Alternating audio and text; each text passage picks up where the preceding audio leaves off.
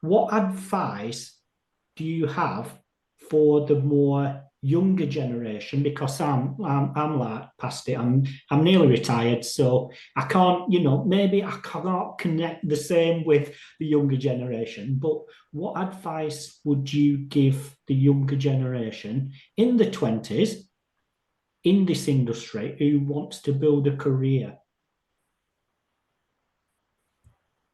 One thing that always helped me, some people might get offended by this, some people might not, people may understand, but just to go all in, one thing that helped me was I used to think, and I still do. I think, sorry, we're in a global market with global competition, and there's kids out there in the third world who want to get out of there, and they will fight, to get out of there, and a lot of them will fight a lot more than we will because we're in a comfort world.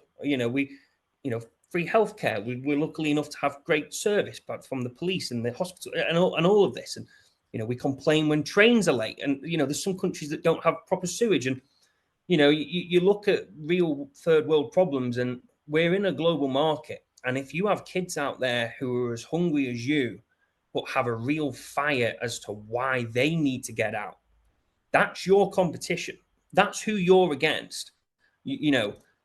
Look at these UFC fighters. I know this is way off topic compared to an SEO person, but I can't remember the name of the Russian fighter that beat Conor McGregor, but he did nothing else but fight and fight and fight. And I've seen videos of him wrestling bears and stuff like that, because that was his will, because he wanted to just focus on that one thing. And a lot of these kids, they're jumping on a computer at 6, 7, 8, 9, 10 years old, and all they're doing is they're learning digital, they're learning web. They're becoming these experts because that's their way out. That's their ticket out of that old life to help support their families on the new life. And that was a big goer for me. If you want to be good in this world, 8 hours a day isn't enough. 8 hours a day is part-time. 10 hours a day is part-time. Relatively okay if you did it 7 hours a week, 7 days a week.